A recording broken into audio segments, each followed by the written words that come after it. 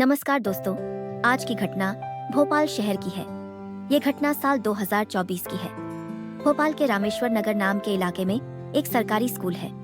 उसी स्कूल में समीक्षा नाम की 22 साल की विज्ञान की टीचर पढ़ाती थी।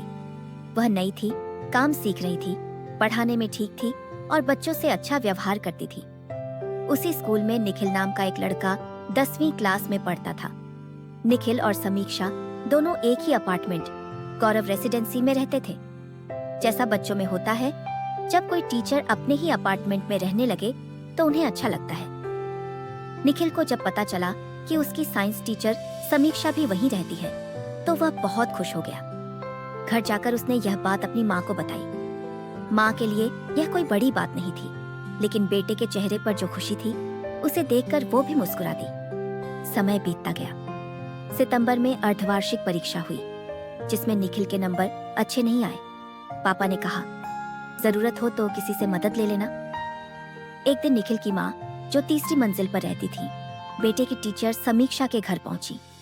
उन्होंने अपनी पहचान दी और रिक्वेस्ट की कि समीक्षा निखिल को घर पर साइंस पढ़ा दे। समीक्षा ने कहा, वैसे तो मैं ट्यूशन नहीं करती, लेकिन निखिल मेरा प्यारा स्टूडेंट है। आप चाहें तो शनिवार रविवार भेज सकती हैं, मैं मदद कर दूंगी। इसके बाद निखिल ने शनिवार शाम 4 बजे समीक्षा मैम के घर पहुंचा। ये सिलसिला लगभग 2 महीने तक चला। वह सिर्फ वीकेंड पर ही जाता था।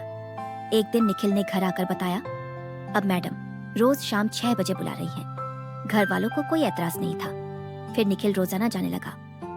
धीरे धीरे वक्त बीता और निखिल 9वीं से 10वीं में पहुंच गया। 25 मार्च 2024 की बात है। स्कूल की छुट्टियां लग चुकी थी, लेकिन ट्यूशन अब भी जारी थी। शाम करीब 7 बजे निखिल के पापा ऑफिस से लौटे तो देखा कि बेटा घर पर नहीं है। उन्होंने पत्नी से पूछा।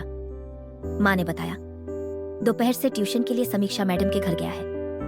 पापा को थोड़ी चिंता हुई, क्योंकि निखिल की पढ़ाई में कोई खास सुधार नहीं था और अब तो नंबर भी ठीक नहीं आ रहे थे। 1 घंटा बीत गया, फिर भी बेटा नहीं लौटा तो पापा ने माँ को मैडम के घर भेजा, लेकिन वहां ताला लगा था।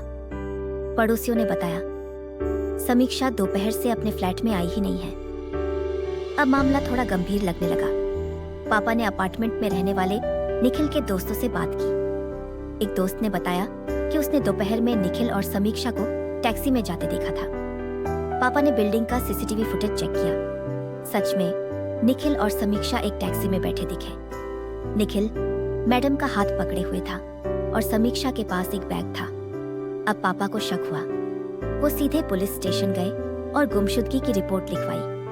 पुलिस ने बस अड्डे और रेलवे स्टेशन के सीसीटीवी फुटेज निकाले। उनमें दोनों को इंदौर जाने वाली ट्रेन में चढ़ते देखा गया। दोनों के मोबाइल स्विच ऑफ थे। अब पुलिस ने अपहरण का केस दर्ज किया और तलाशी शुरू की। कुछ दिन बाद 30 मार्च 2024 को पुलिस को लोकेशन ट्रेस करने में सफलता मिली। गुजरात राजस्थान बॉर्डर के पास श्यामगढ़ नाम की जगह से एक बस में दोनों को पकड़ा गया। निखिल को सुरक्षित वापस लाया गया। समीक्षा को पुलिस थाने ले जाकर पूछताछ की गई। समीक्षा ने कहा, अपहरण नहीं हुआ, हम तो बस घूमने निकले थे और वापस ही आ रहे थे। निखिल ने भी कहा, मैडम सच कह रही हैं। पुलिस ने सवाल पूछा, अगर ऐसा था तो घर वालों को बताया क्यों नहीं, मोबाइल बंद क्यों किए? इस पर दोनों चुप हो गए।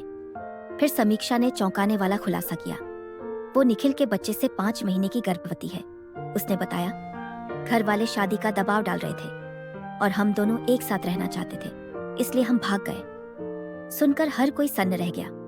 निखिल ने भी माना, हम 2 साल से साथ हैं। मैडम से शारीरिक संबंध थे। जब प्रेगनेंसी हुई तब हमने घर छोड़ दिया।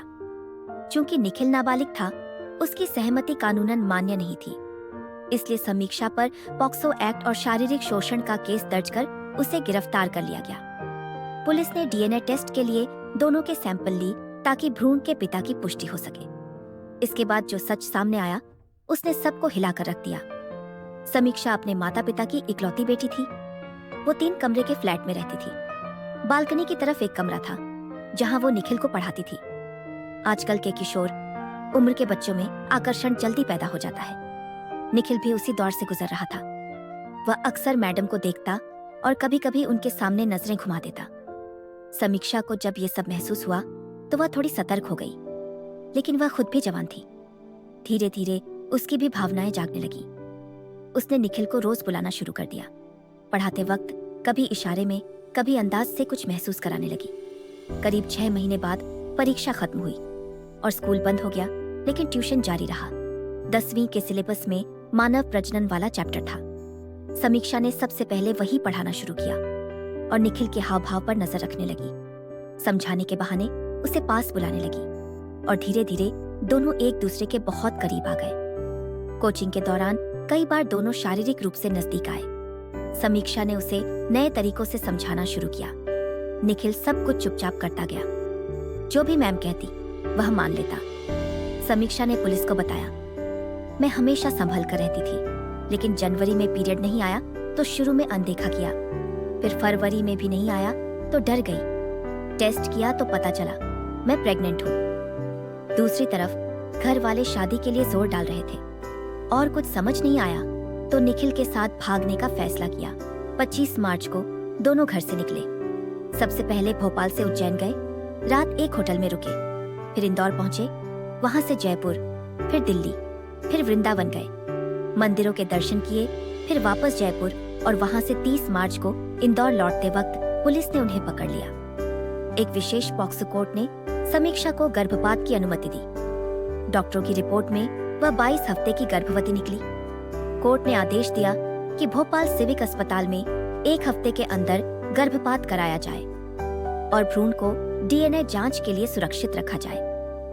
अब मेडिकल प्रक्रिया शुरू हो गई है और डीएनए रिपोर्ट का इंतजार है ताकि आगे की कानूनी कार्यवाही तय की जा सके। ये पूरी घटना समाज और व्यवस्था के लिए एक चेतावनी है।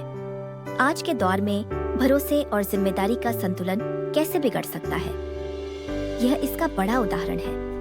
ये सिर्फ एक स्कैंडल नहीं, बल्कि एक सबक है कि बच्चों को समय पर सही गाइडेंस देना कितना जरूरी है और उनके आसपास के बड़ों को कितनी जिम्मेदारी से पेश आना चाहिए। तो दोस्तों, इस पूरी घटना पर आपकी क्या राय है, हमें कमेंट करके बताएं और ऐसे ही वीडियो के लिए हमारे चैनल को सब्सक्राइब करें। जब तक फिर मिले, आप और आपका परिवार सुरक्षित रहे, यही हमारी शुभकामना है।